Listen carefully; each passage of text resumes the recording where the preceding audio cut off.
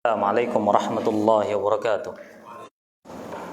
Innal hamdalillah nahmaduhu wa nasta'inuhu wa nastaghfiruh wa natubu ilaihi wa na'udzu billahi min shururi anfusina wa min sayyiati a'malina. May yahdihillahu fala mudilla lahu wa may yudlilhu fala hadiyalah. Asyhadu an la ilaha illallah wahdahu la syarika lahu wa asyhadu anna Muhammadan 'abduhu wa rasuluh alladzi la nabiyya wa la rasula ba'dah. Amma ba'du, ma'asyiral muslimin rahimani wa rahimakumullah. Alhamdulillah, bersyukur pada Allah Subhanahu wa taala yang telah memberikan kenikmatan kepada kita semuanya. Salawat serta salam tercurah limpahkan kepada junjungan Nabi kita Muhammad sallallahu alaihi wasallam serta kepada orang-orang yang senantiasa mengikuti sunnah beliau dengan baik hingga yaumil qiyamah. Ma'asyiral muslimin rahimani wa rahimakumullah. Alhamdulillah bisa berjumpa kembali setelah libur. Berapa bulan liburnya ini? Ini jadwal udah sebulan sekali ya kan? 3 bulan lagi liburnya.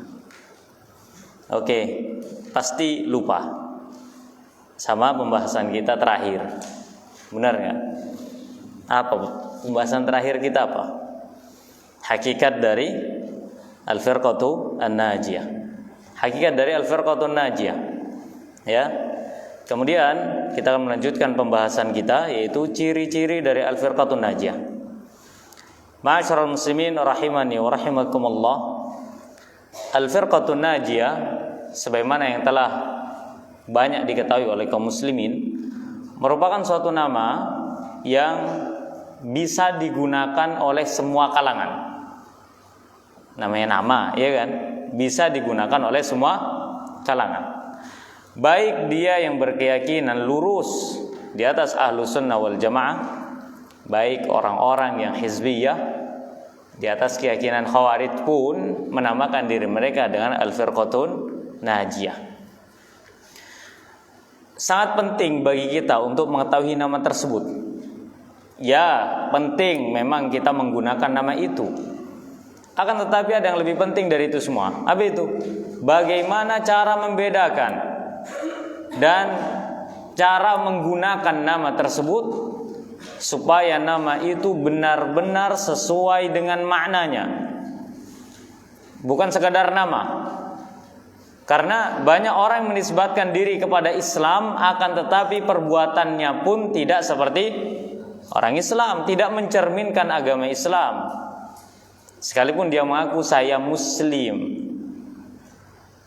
ya, melakukan perbuatan kekufuran, melakukan perbuatan-perbuatan kesyirikan, tapi dia tetap mengaku dirinya Muslim. Bukan hal yang aneh ketika seorang mengatakan menamakan dirinya seorang mukmin yang beriman, akan tapi dia tidak menyempurnakan keimanannya. Maka begitu pula dengan Al-Firqatun Najiyah. Bukan sesuatu hal yang istimewa ketika seorang hanya bisa mengaku dirinya Al-Firqatun Najiyah atau golongannya Al-Firqatun Najiyah, akan tetapi tidak sama seperti hakikat Al-Firqatun Najiyah. Ya.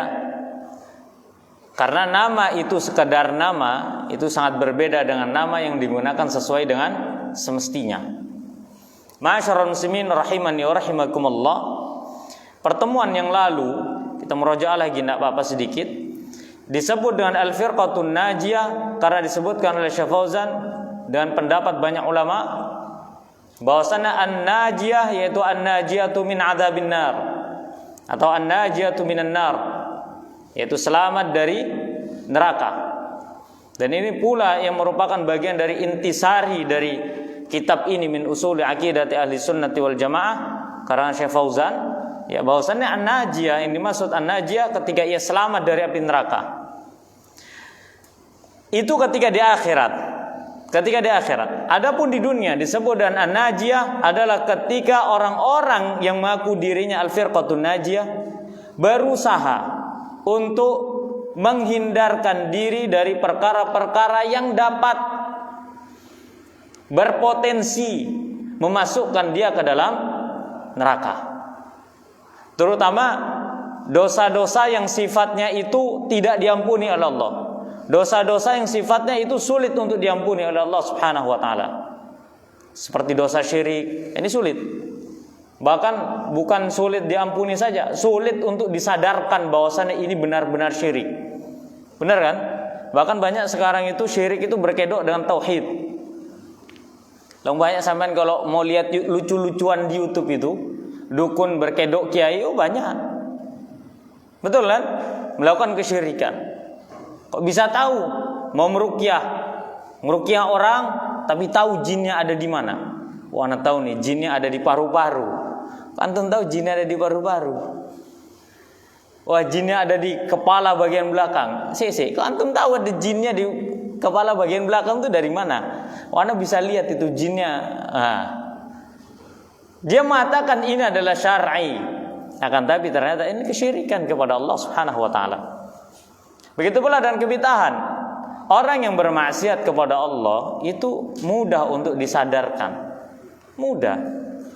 Orang lagi mencuri, ketika tertangkap dia akan mengaku bahwasannya dia bersalah.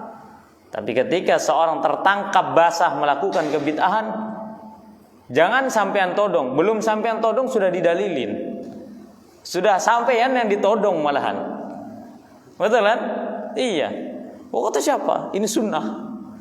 Buat dalil malahan. Dan ini banyak sekali. Banyak sekali.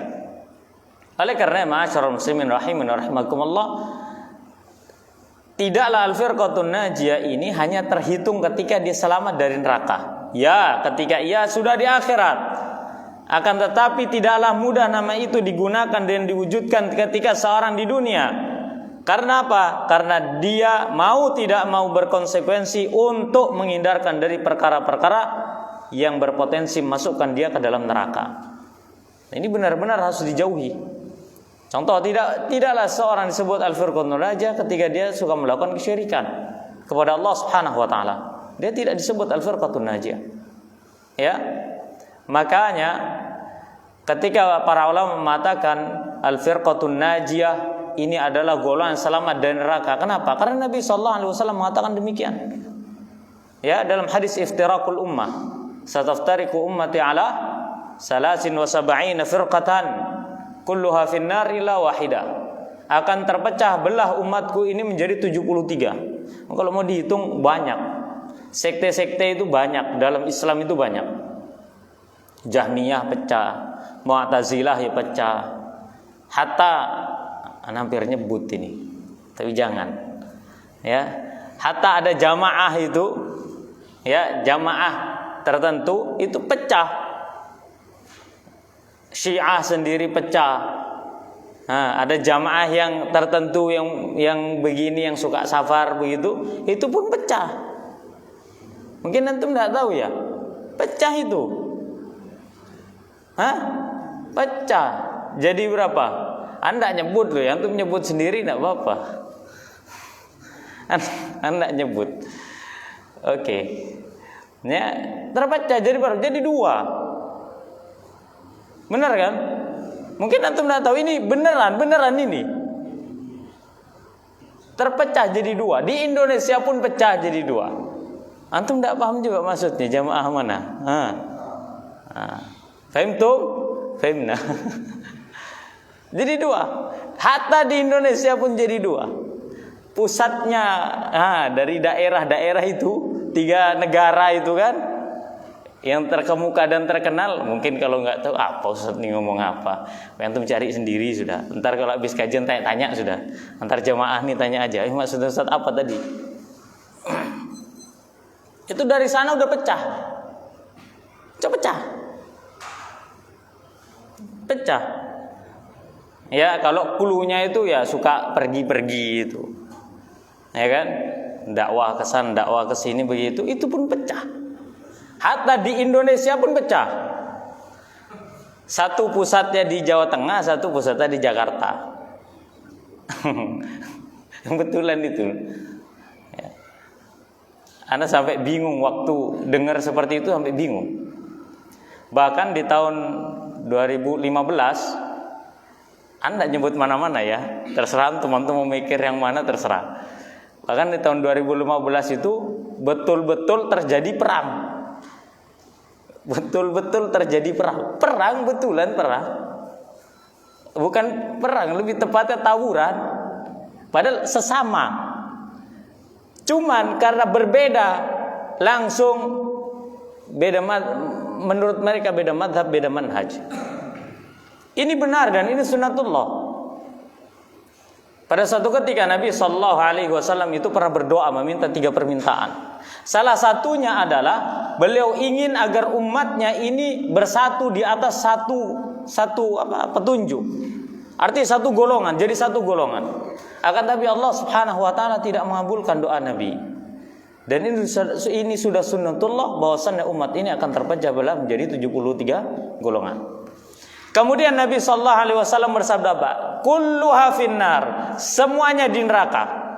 Kulluha finnar, semua. Kullu itu kalau dalam bahasa Arab ya, kullu itu mencakup semuanya. Ya. Kullu kalau enggak ada kalimat pengecualian itu bermakna keseluruhan hukum asalnya. Nanti kita gunain kalimat kullu nih ya. Ayo kita belajar bahasa Arab wis dikit-dikit nyerempet bahasa Arab enggak apa-apa. Kullu, anda ulangin lagi. Ada kalimat kullu mau dalam Al-Quran, mau dalam hadis, mau dalam bahasa Arab. Kullu itu bermakna semua. Hukum asalnya mencakup semua manusia, semua hal, semua unsur itu kullu. Kecuali pada lafadz kalimat kullu itu ada pengecualian. Maka kullu ini bermakna litab'id. Litab'id itu sebagian besar. Paham ya? Kalau ada yang dikecualikan berarti yang dikecualikan itulah yang tidak mencakup pada kalimat kullu. Mana nih? Jangan tidur dulu sebentar, sabar dulu. Nanti tunggu ini isya. Kullu, ketika Nabi SAW mengucapkan kulluha finnar illa wahida. Semuanya masuk neraka illa kecuali satu. Berarti yang tidak masuk neraka yang mana? Ya yang satu. Sisanya. Tadi total berapa yang pecah dari umat Islam? 73. Yang masuk neraka berapa? 72. Sisa berapa yang masuk surga? 1. Maka itu yang disebut satu golongan itu disebut al-jamaah. Disebut al-jamaah. Kemudian ditanya sama sahabat, ya Rasulullah siapa al-jamaah? Maka Nabi SAW bersabda, ma ana alaihi al-yawma wa ashabi. Siapapun manusia yang kondisinya dia bermanhaj, dia beragama seperti diriku dan sahabatku beragama hari ini, maka dia masuk dalam al-jamaah. Dalam sebuah asar disebutkan antal jamaah walau kunta wahdak. Kamu itu termasuk bagian dari al-jamaah sekalipun engkau di kampungmu dalam keadaan sendirian mengikuti sunnah Nabi. Selama engkau mengikuti sunnah Nabi sekalipun terasing sendirian, maka engkau masuk dalam kategori al-jamaah. Paham sampai sini ya? Kemudian memahami hadis tersebut. Apakah 72 ini langsung masuk neraka? Bisa jadi iya, langsung. Ya. Ketika mereka memiliki dosa karena sebab kebid'ahannya, karena sebab penyimpangannya, karena sebab ketidakmautaatan mereka, kedurhakaan mereka kepada Nabi SAW, menyebabkan mereka harus masuk neraka dulu. Tapi belum tentu khulud, belum tentu kekal. Para ulama mengatakan memahami hadis ini harus adil. Harus adil. Bisa jadi ketika dosa mereka telah dibersihkan oleh Allah Subhanahu wa taala, selama mereka tidak melakukan kebid'ahan yang dapat berpotensi mengeluarkan pelakunya dari Islam, tidak melakukan kekufuran tapi dia hanya melakukan kebid'ahan, dia masuk ke dalam neraka. Setelah selesai dosanya, bisa jadi Allah angkat dia, masukkan ke dalam surga. Intinya dia masuk neraka dulu, udah gitu. Bukan berarti langsung kafir masuk neraka. Khalidina fiha kekal abadi, enggak. Ini terlalu keras kita. Ya, ini juga sebagai bantahan bagi setiap orang yang mengatakan bahwasannya Ahlussunnah ini keras, memvonis orang begini dan begitu. Tidak. Karena memahami dalil yang benar itu ketika masalah iftirakul ummah adalah umat-umat Nabi selama dia tidak berada di ambang batas kekufuran, dia keluar dari ambang batas kufuran, dia tetap masih punya kesempatan untuk diampuni dosanya, selama dia tidak melakukan kekufuran kepada Allah Subhanahu wa taala. Oleh karena dalam masalah kebid'ahan saja itu tidak boleh kita langsung memvonis. Siapa yang disebut mubtadi? Siapa yang disebut ahli bidah? Apakah orang yang hadir itu langsung disebut ahli bidah? Antum punya tetangga ya kemudian melakukan kebid'ahan, dia nggak tahu apa-apa, pokoknya diundang aja jadi tamu undangan, terus antum bilang ahli bidah? Tidak. Enggak serta-merta langsung dikatakan ahli bidah, pokoknya begini langsung dibawakan ucapan ulama yang keras-keras. Enggak begitu. Enggak boleh sembarangan.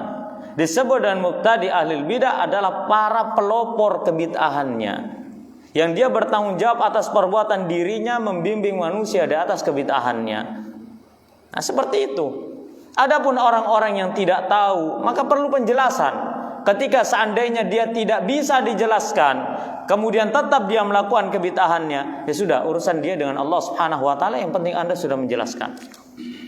Ya, jadi jangan langsung serampangan menetapkan ini ahli bidah. Tapi apakah kita boleh menafikan bahwasanya dia bukan ahli bidah? Tergantung.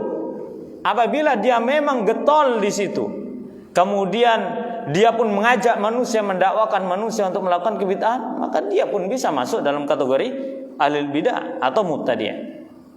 Maka perlu yang namanya penelitian ulang dalam masalah ini agar supaya tidak serampangan dalam menetapkan ini bid'ah. Kadang beda pemikiran sedikit dalam masalah fikih pun langsung dibid'ah-bid'ahkan. Ini kurang lembut hatinya. Ya, kalau perbedaan masalah fikih ya harus berlapang dada. Karena fikih itu memang 80% tempatnya khilaf. Kalau antum tidak mau khilaf, tidak usah belajar fikih. Sudah. Kalau mau streng aja, ya belajar manhaj atau akidah. Ini ada Ustaz Hasan sini ngisi kajian akidah. Baru itu streng. Kalau soalnya akidah itu nggak ada istilahnya kayak dikasih kendor dikit, nggak ada. Kalau begini A B B sudah. Hitam putih, abu-abu. Ini pertanyaan nih. Kalau abu-abu gimana Ustaz? Nah, ini manhaj bunglon. Nemplok sana, nemplok sini, ya kan? Nanti kalau ada temannya khawarij ikut. Nah, ini muskilah ini.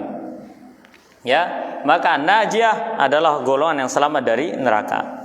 Kemudian di antara ciri-ciri al-firqatun najiyah adalah mereka berpegang teguh dengan kitabullah dan sunnah Nabi sallallahu alaihi wasallam. Nah, ini ciri-ciri yang paling kontras itu adalah berpegang dengan Al-Quran dan Sunnah. Siapa yang disebut al-firqatun najiyah? Orang yang mengamalkan Al-Quran. Sebelum mengamalkan otomatis menghafal Al-Quran, membaca Al-Quran, mengetahui tafsirnya Al-Quran. Ini bersyukur nih kita. Ya, ada jadwal kajian, ngaji Quran, ngaji tafsir. Kenapa? Karena tidaklah seseorang itu disebut dan al-firqatun najiyah kecuali dia harus paham dulu Al-Qur'annya. Gimana dia mau selamat kalau nggak tahu buku panduannya? Betul apa enggak? Sampai pertama kali naik pesawat, udah nggak ada tuh pramugari yang jelasin gimana kalau nanti pesawat jatuh, kecelakaan gimana, nggak ada, udah los aja kayak gitu. Gimana? Ini gimana ini? Tiba-tiba turbulensi pesawatnya. Ya, langsung sudah dijelasin aja, kadang pas turbulensi bingung. Karena kitabullah itu adalah panduan kita. Seorang itu hidupnya baik atau buruk, itu lihat bagaimana kategori atau persentase dia berperilaku dengan Al-Quran, bergaul dengan Al-Quran. Dia sering bergaul dengan Al-Quran, baik hidupnya. Dan orang yang jarang bergaul dengan Quran, sudahlah, tidak usah hidup. Udah, itu kalimat paling indah sudah. Ini salah satu nasihat kami pribadi untuk kami dan untuk semuanya. Jangan sampai kita wafat kecuali kita sudah bisa baca Quran. Jangan sampai wafat kecuali sudah bisa baca Quran. Nah, gimana, sanggup enggak nih? Masalah wafat tuh enggak tahu. Belajar Qurannya pun enggak tahu, ya kan? Nah, ini enggak apa-apa ya anak ngelos dikit ya kan? Boleh enggak nih? Boleh kan? Soalnya kadang kalau ngelos itu lebih seru gitu loh. Ya Ustadz kok nyerang-nyerang nih gitu ya, enggak apa-apa. Fadzakir wa dzakir fa inna dzikra tanfa'ul mu'minin. Berikanlah peringatan, maka sungguhnya peringatan itu bermanfaat bagi orang mukmin. Nah, sekarang di sini ada Ustadz Muhammad. Ayo antum udah belajar ngaji apa belum? Udah belajar ngaji apa belum? Mohon maaf, bukan kami menghakimi atau apa. Jangan kita wafat kecuali kita bisa ngaji. Wafat itu pasti bisa ngaji itu belum tentu. Tapi kan makanya kita harus kejar sesuatu yang harus kita bawa mati. Kok bisa kita pede ngadep Allah? Gak bisa ngaji itu kok bisa gitu loh. Ayo coba. Kok bisa bayangin enggak maksudnya? Kok bisa kita pede menghadap Allah dalam keadaan kita tidak bisa ngaji? Ketika ditanya man rabbuka, Allah, wa madinuka, Islam, wa man nabiyuka, siapa nabimu? Muhammad. Bagaimana dirimu dan Al-Quran? Nah, pertanyaan terakhir nih, mau jawab apa? Ya ngaji, ya ngaji. Tapi tidak benar ngajinya. Makanya Al-Firqatun Najiyah itu terkadang hanya sekedar nama, benar nggak? Nggak usah jauh-jauh ngomongin masalah ahlul bidah. Kadang kita sendiri pergaulan kita terhadap Al-Quran ini masih jauh. Ada yang hari ini belum ngaji? Ada pertanyaan bukan yang sudah ngaji ya. Ada yang hari ini belum ngaji? Anda jawab berarti iya. Coba, jangankan yang sunnah dulu, ngaji dulu ini loh. Gimana kita bisa memahami Al-Quran kalau kita membaca saja masih agak sulit? Maka itulah fungsi kenapa Allah turunkan Al-Quran. Bukan untuk dijadikan bahan pajangan, bukan untuk didiamkan. Ya, bukan untuk artinya dibiarkan begitu saja, tidak dipelajari, tidak dibaca, tidak dihafal, bukan. Pada hari kiamat nanti para rasul mengatakan wa qala rasulu ya rabbi inna qaumi ittakhadhu hadzal qur'ana mahjura. Ya Allah, ya Rabb, ya Rasul mengatakan ya Rabb, sesungguhnya kaumku menjadikan Al-Quran ini mahjur. Apa mahjur? Didiamkan, ditinggalkan, nggak dibaca, nggak ditadabburi maknanya, nggak dibaca tafsirnya. Tapi luar biasanya kita ini kalau sudah suruh jawab pertanyaan, semangat. Udah lebih mantep jawabannya daripada ustadznya. Kalau menurut anak akhi, masya Allah. Benar kan? Iya. Padahal kita pergaulan kita dan Al-Quran sangatlah jauh. Masyarul muslimin rahimin wa rahimakumullah. Segala sesuatu yang berkaitan dengan Al-Quran pasti mulia. Gak mungkin enggak. Segala sesuatu yang berkaitan sama Al-Quran itu pasti mulia. Apapun itu, siapapun dan apapun itu. Benar enggak? Iya. Bulan yang paling mulia, bulan apa? Ramadan, karena dalamnya turun Al-Quran. Malam paling mulia, Lailatul Qadar. Tempat paling mulia mana? Gua Hira? Anda, rumah Allah, masjid. Kenapa? Karena mereka berzikir menyebut nama Allah dengan Al-Quran. Coba, semuanya pasti mulia. Ahlul Quran pun mulia. Maka jangan sampai kita ini wafat kecuali kita bisa membaca Al-Quran. Seorang ahlu sunnah sejati adalah seorang yang pandai dalam bergaul dengan Al-Quran. Itu baru ahlu sunnah sejati. Ahlu sunnah sejati itu adalah orang yang dekat dengan Al-Quran. Dia tahu apa hukum-hukum Al-Quran. Dia tahu bagaimana berinteraksi dengan Al-Quran. Dia tahu bagaimana menggunakan Al-Quran itu dia tahu. Ini baru ahlu sunnah sejati. Terkadang kita mengatakan bahwasannya kita hijrah mengikuti sunnah, akan tapi kita tidak mau mendekatkan diri kepada Allah dengan Al-Quran. Al-Quran alhamdulillah sudah dibukukan. Al-Quran sudah banyak cetakannya, sudah banyak dicetak, tersebar dalam bahasa Indonesia. Maka apalagi alasan kita di hadapan Allah Subhanahu wa taala kelak? Kenapa kita tidak mendekatkan diri kepada Allah dengan Al-Quran? Ya, iqra'ul Qur'an fa innahu ya'ti yaumal qiyamati syafi'an li ashabi. Bacalah Al-Qur'an karena pada hari kiamat kelak Al-Qur'an akan menjadi syafaat bagi orang-orang yang membacanya. Itulah al-firqatun najiyah yang pertama. Kemudian selain berpegang teguh dengan kitabullah, apa maksud berpegang teguh dengan kitabullah? Selain membaca, memahami, juga menjadikan kitabullah sebagai rujukan utama dalam setiap permasalahan hidupnya. Berpegang teguh dengan kitabullah adalah menjadikan Al-Quran sebagai rujukan utama dalam setiap permasalahan hidupnya. Al-Quran ini istimewa. Apapun perkara manusia ada dalam Al-Quran. Apapun. Masa iya? Iya. Kita mau nyari hitung-hitungan, mau membahas masalah hitung-hitungan. Nah, cobalah buka surah An-Nisa ayat 11. Nah, hitunglah tuh. Masalah waris. Betul enggak? Hitunglah gimana? Betul kan? Iya. Belum lagi masalah iddah. Itu hitung-hitungan itu. Masalah sosial, bacalah surah Al-Hujurat. Masalah sosial. Masalah dunia mistis, baca surah Al-Jin. Ada semua. Dalam Al-Quran itu baca. Tentang masalah alam semesta, baca dalam surah An-Nur ada. Ya, proses turunnya hujan pun ada di surah An-Nur. Coba baca. Kadang kita yang tidak membaca Al-Quran itu, sehingga kita tidak bisa menjadikan Al-Quran sebagai solusi.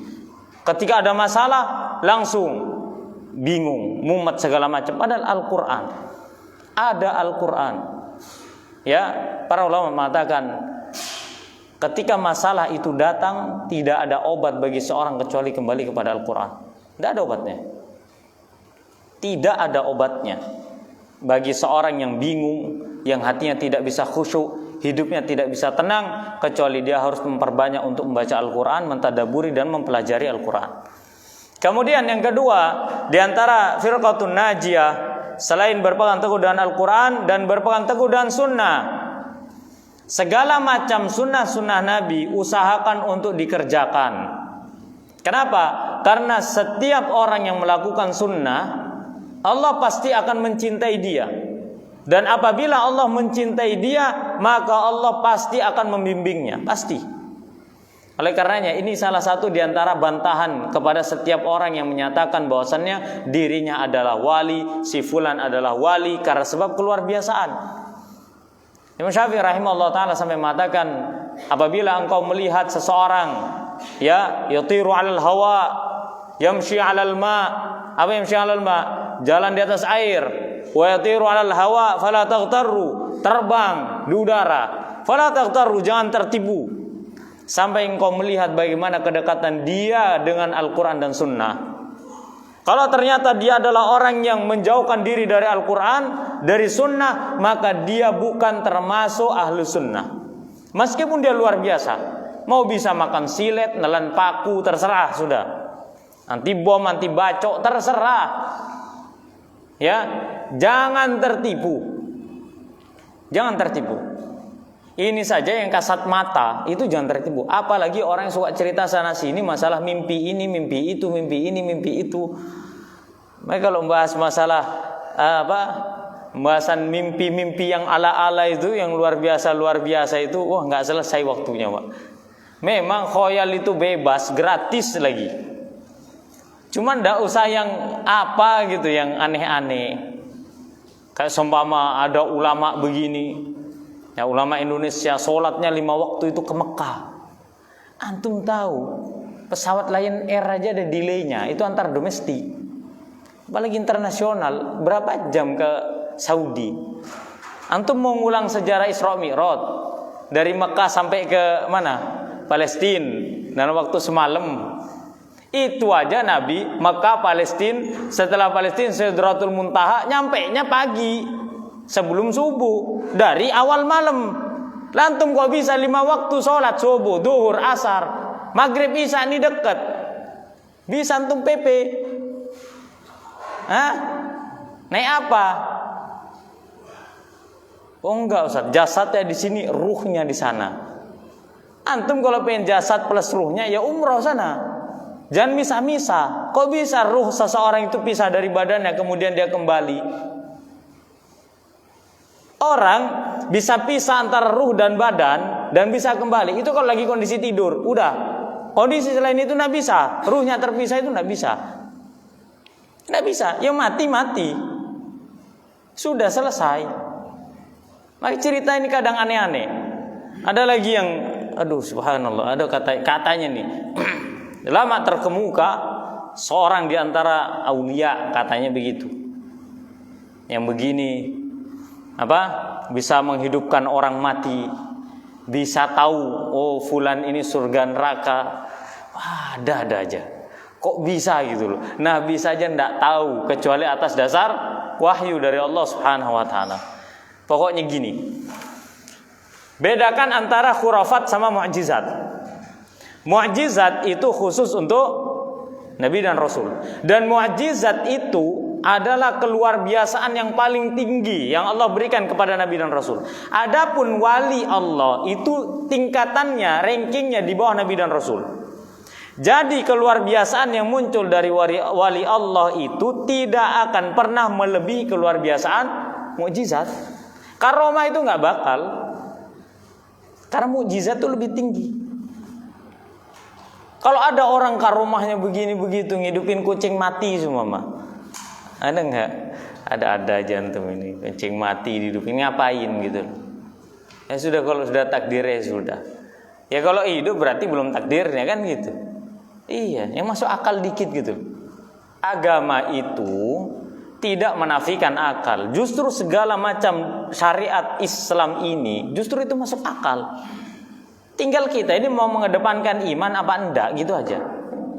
Makanya enggak usah khayal itu enggak usah. Berpegang teguhlah kepada sunnah, niscaya hidup kita tenang. Ibadah yang paling nikmat adalah ibadah yang dituntun di atas Al-Quran dan sunnah. Itu nikmat. Karena apa? Karena ada dalilnya. Kenapa sholat 4 rakaat antum habis ini, habis isya? Isya kenapa sholat 4 rakaat? Oh enggak 2 rakaat aja. Capek habis kerja kan? Ayo sholat 2 rakaat aja. Gimana? Lebih enak mana antum? Salat Isya 2 rakaat apa 4 rakaat? 4. Sekalipun semua ustadz berfatwa salat Isya 2 rakaat, lebih tenang mana? 4. Kenapa? Ada dalilnya. Betul kan? Iya. Salat 2 rakaat. Oh ustadz was-was antum, pasti was-was. Was-was. Seumpama imamnya lupa nih. Harusnya 4, ya kurang 1 jadi 3. Harusnya kan seneng antum korting. Tapi kan enggak. Baca apa tuh? Subhanallah. Betul kan? Karena ada was-was. Itulah ibadah kalau enggak ada dalilnya enggak enak. Pasti ada keraguan. Pasti enggak ada efek positif dalam kehidupan itu. Maka beribadah paling enak itu di atas sunnah. Jadi kenalilah perkara-perkara yang sunnah, maka kita pasti akan mengenali perkara-perkara yang bid'ah. Lakukan yang sunnah, kerjakan. Kalau belum mampu, diam, jangan bicara. Jangan bicara. Jangan mencela. Kalau tidak mampu udah diam aja. Kenapa? Karena orang yang mencela sunnah, maka dia masuk dalam kategori al-munafik, munafikun. Ya, karena dia mencela Nabi SAW dan sunnah Nabi, itu otomatis itu. Mau orang itu menghukumi dia munafik atau tidak, di hadapan Allah dia adalah orang munafik. Sekalipun kita nggak menghukumi semama, kita takut menghukumi dia, mengatakan dia munafik. Oke, tapi di hadapan Allah dia sudah munafik. Kenapa? Karena dia mencela Nabi SAW. Loh Ustaz, kalau dia mencela Nabi, padahal dia nggak tahu, padahal dia jahil semama contohnya. Tanyakan dia muslim apa enggak? Dia nabinya siapa? Nabi Muhammad. Ketika dia mendengar itu sunnah, nggak boleh langsung dicela. Koreksi dulu, perhatikan dulu, ini sunnah apa enggak? Oh ternyata sunnah, kerjakan kalau bisa. Kalau nggak bisa ya sudah diam. Dan musibahnya orang sekarang udah nggak ikut sunnah, nggak mau ikut sunnah sih mencela lagi. Betul kan? Iya, sih dituduhnya macam-macam. Maka inilah ma'asyiral muslimin rahimin rahimakumullah, masalah al-firqatun najiyah adalah orang berpegang teguh dengan kitab Allah dan sunnah Nabi sallallahu alaihi wasallam. Kemudian di antara ciri-ciri al-firqatun najiyah, mereka adalah ahlus sunnati wal jamaah. disebut ahlu sunnah adalah orang yang berpegang teguh dengan Rasulullah sallallahu alaihi wasallam. Jadi memang betul-betul ahlu sunnah. Dan ini yang membedakan antara ahlu sunnah dengan yang bukan ahlu sunnah. Kenapa? Karena setiap kelompok itu, kata Syekh Fauzan hafizallahu taala, karena perbedaan ini adalah perbedaan yang mendasar. Ahlu sunnah itu karena berpegang teguh dengan sunnah. Bi khilafi sairil firaqi, berbeda dengan semua kelompok-kelompok itu. Karena kelompok-kelompok tersebut mereka berpegang teguh dengan akal pikiran mereka, pemikiran mereka.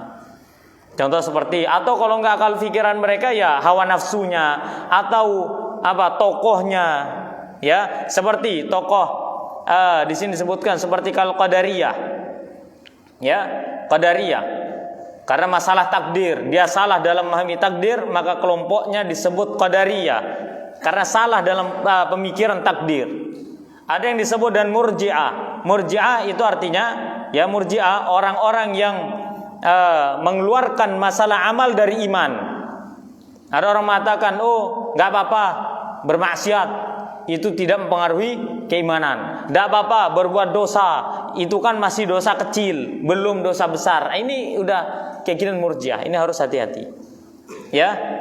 Kemudian ada Jahmiyah. Jahmiyah disebut Jahmiyah karena menisbatkan diri kepada pendirinya Jahm bin Safwan. Jahm bin Safwan ini keyakinan Jahmiyah ini lucu sebenarnya. Asal muasalnya ini lucu. Kalau kita mau baca sejarah ini lucu. Jahm bin Safwan itu bukan tokoh pendiri. Bukan tokoh pendiri. Tokoh pendirinya siapa? Ja'ad bin Dirham. Ja'ad bin Dirham ini tokoh pendirinya. Nah, tapi tokoh yang paling terkenal fenomenal itu Jahm bin Safwan. Nah, akhirnya pengikutnya ini menisbatkan diri kepada tokoh yang terkenal, bukan ke pendiri. Maka disebutlah dengan Jahmiyah. Keyakinan Jahm bin Safwan masuk kepada pengikutnya disebut dengan Jahmiyah. Ada lagi Mu'tazilah. Mu'tazilah ini keyakinan yang dibawa oleh Wasil bin Atha. Wasil bin Atha itu merupakan muridnya Hasan al-Basri. Hasan al-Basri setingkat Imam Tabi'in. Hasan al-Basri punya murid namanya Wasil bin Atha. Muridnya Hasan al-Basri yang paling cerdas bernama Wasil bin Atha, tapi sesat. Ini menunjukkan apa? Hidayah itu bukan dilihat dari cerdas tidak cerdasnya orang. Terkadang ada orang cerdas tidak mau menerima hidayah, maka dia jahil seperti Abu Jahal. Abu Jahal itu bukan dikira bodoh ya disebut Abu Jahal. Enggak. Abu Jahal sebelum dia disebut Abu Jahal, masa jahiliyah disebut Abul Hakam. Tokoh yang bisa jadi qadhi. Jadi penengah bagi permasalahan warga umat Mekah waktu itu, pengadilnya. Nah, tapi karena dia sombong tidak menerima Islam, disebut Abu Jahal. Padahal dia cerdas orangnya, Amr bin Hisham. Ya, baru kemudian sama seperti orang-orang yang cerdas tapi tidak mau menerima kebenaran. Ya sudah, jahil namanya. Jahil itu belum tentu bodoh. Dia tahu kebenaran akan tapi tidak mengikuti. Dia tahu arah Surabaya ke sana, malah ke sono. Harusnya ke barat, betul kan? Ke barat. Surabaya mana? Pak, Surabaya ke barat. Terserah saya mau lewat Bali. Habis dari Bali, Anda mau naik pesawat ke Surabaya, wis terserah. Sampai mau namakan apa? Cerdas orang ini. Enggak. Sudah tahu jalan Surabaya ke sini masuk tol selesai. Selesai. Lah kok malah sih muter-muter lewat Bali, lewat mana-mana dia. Nah, ini jahil. Maka begitu pula dan Wasil bin Atha. Karena dia merasa cerdas, melebihi gurunya, akhirnya dia membelot dari keyakinan Hasan al-Basri. Maka karena sebab perbuatannya Wasil bin Atha i'tizal itu artinya apa ya? Apa arti i'tizal itu? Melepaskan diri ya.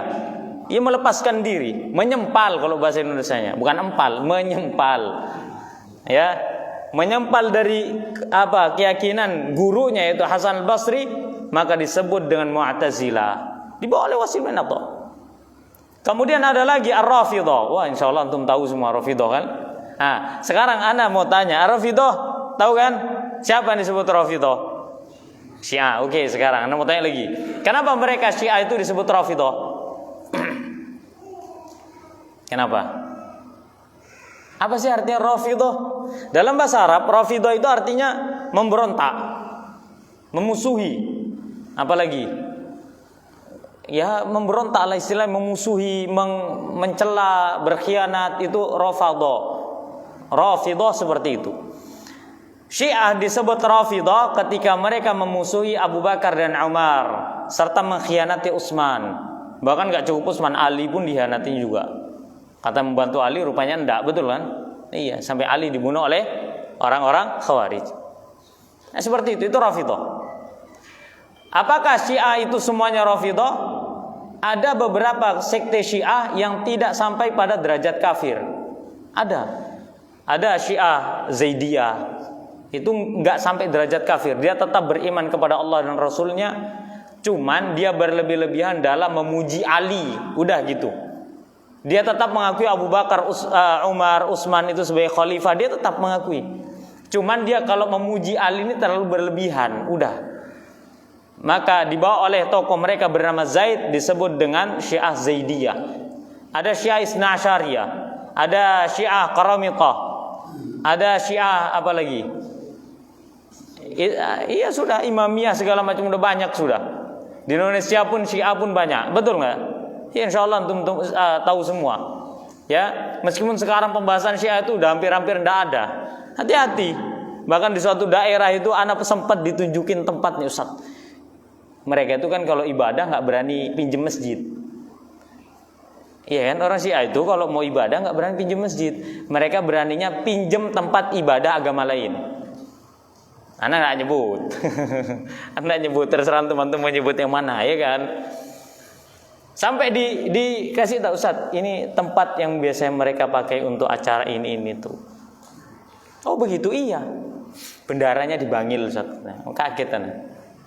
Oh, dibangil kan? Oh iya. Nggak tahu di mana, ya kan? Nah itulah perlu diwaspadai bersama. Bagaimana Syiah ini merongrong, ya disebut Rafidhah. Kemudian ada lagi keyakinan Khawarij. Disebutkan di sini wal Khawarij. Khawarij disebut dan Khawarij waktu Isya. Taib, adzan dulu. Baru setelah itu sambil nunggu iqamah kita bahas Khawarij sedikit. Wallahu a'lam bishawab.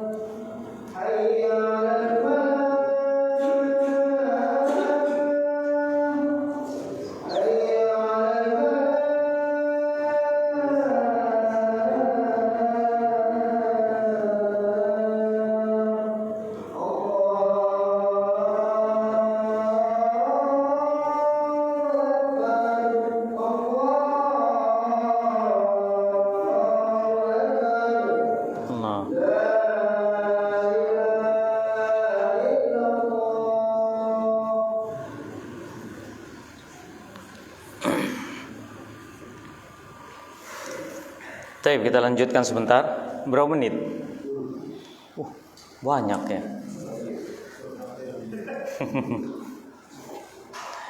Baik, masuk pada pembahasan Khawarij. Anda sudah pernah jelaskan ini. Khawarij. Khawarij itu disebut dengan Khawarij li khurujihim ala Ali bin Abi Thalib radhiyallahu anhu. Khawarij ini disebutkan Khawarij karena khuruj. Khuruj ini memberontak kepada Ali bin Abi Thalib radhiyallahu anhu.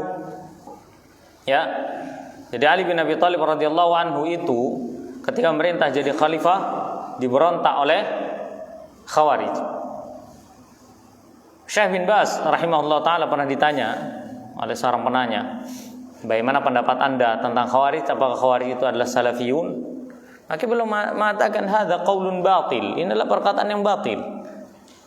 Faqad abtalahun Nabi alaihi salatu wassalam. Bahkan Nabi sallallahu alaihi wasallam menjadikan mereka sebagai kelompok batil. Ya, dengan ucapan-ucapan Nabi sallallahu alaihi wasallam, Nabi mensifati mereka dengan sifat-sifat buruk. Dengan sifat buruk.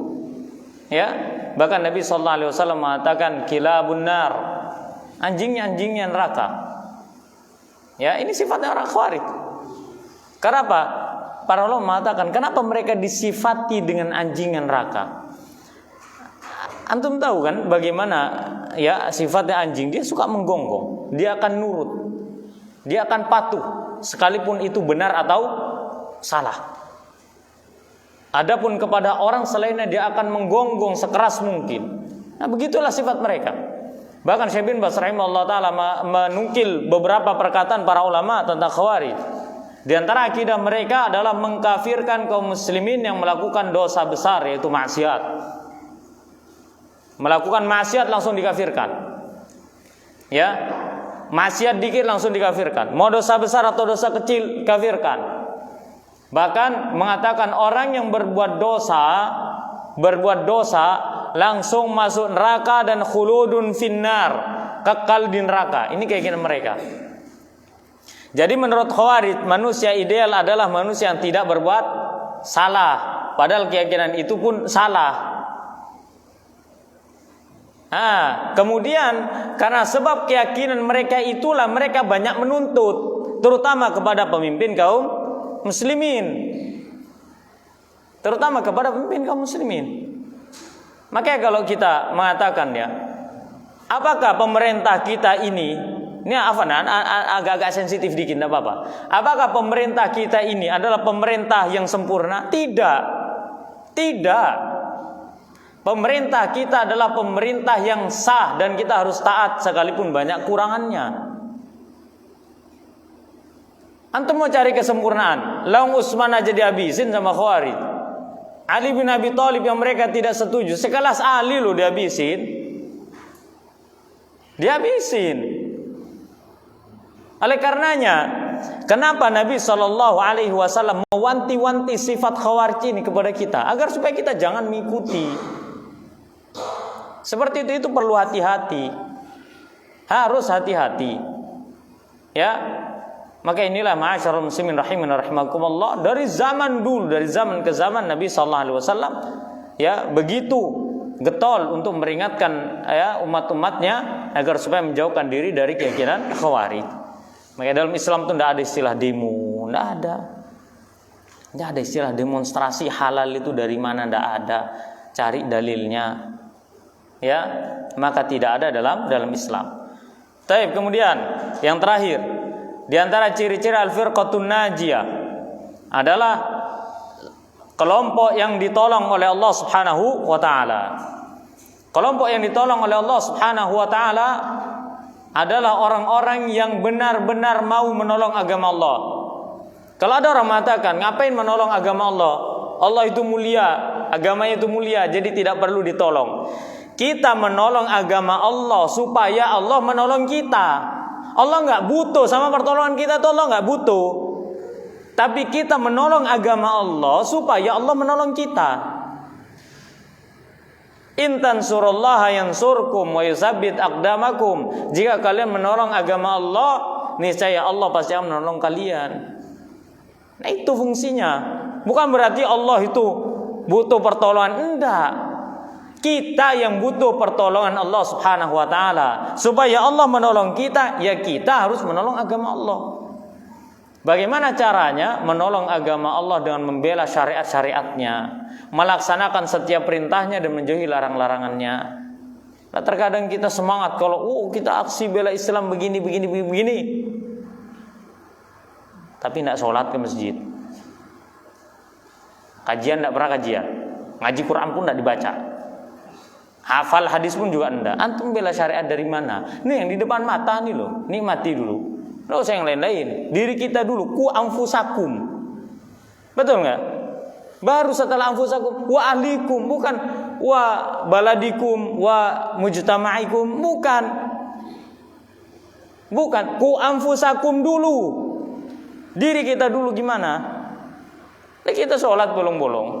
Betul kan? Tapi semangatnya luar biasa. Kita harus membela agama Islam. Itu tuh hayalal sholah, hayalal falah. Antum kemana aja? Diajak bela Islam suruh sholat, hayalal sholah, nggak nyaut. Betul kan? Nggak dipenuhi panggilannya. Mau bela gimana antum? Makanya kata Nabi Sallallahu Alaihi Wasallam dalam sebuah hadis yang agak panjang sebenarnya, akan datang suatu zaman di mana orang-orang kafir itu akan menguasai kalian. Allah cabut rasa takut mereka kepada kalian. Ya. Kemudian sahabat bertanya, ya Rasulullah, bikillatina yauma idzin ya Rasulullah, apa karena sebab kita ini sedikit? Kata Nabi, enggak, bal antum yauma idzin katsir. Bahkan kalian tuh saat itu banyak. Walakinnakum ghusa ka ghusa'is sail. Akan tapi kalian tuh seperti buih yang ada di lautan, busa-busa di lautan. Kita ini terkadang mengikuti arus hidup sampai enggak punya pendirian. Betul enggak? Iya. Ada yang viral begini ikut komen, ada yang viral begitu ikut komen. Enggak usah. Ngaji, udah. Itu tugas kita. Perbagus akidah kita kepada Allah Subhanahu wa taala. Selamat. Intinya adalah bagaimana diri kita ditolong oleh Allah Subhanahu wa taala dengan cara memakmurkan syariat Allah Subhanahu wa taala. Dan jangan pernah menggubris ucapan manusia. La yadurruhum man khadalahum. Kata Nabi sallallahu alaihi wasallam, di antara ciri-ciri Ahlussunnah wal Jamaah adalah tidak merasa termudorotkan dengan gangguan manusia kepadanya. Wala man khalafahum, sekalipun banyak orang yang menyelisihi dirinya, enggak masalah, biarkan. Sabar. Ya, hatta ya'tiya amrullah, sampai datang perkara Allah. Para ulama menafsirkan amrullah bisa bermakna kematian. Dia tetap berada di atas sunnah sampai mati, atau sunnah ini tetap berada di atas dunia muka bumi, tersebar di tengah umat sampai hari kiamat. Ya, wahum ala dzalik, dan mereka tetap di atas sunnah. Wallahu a'lam bishawab. Subhanakallahumma rabbana bihamdika asyhadu an la ilaha illa anta astaghfiruka wa atubu ilaik. Wassalamualaikum warahmatullahi wabarakatuh.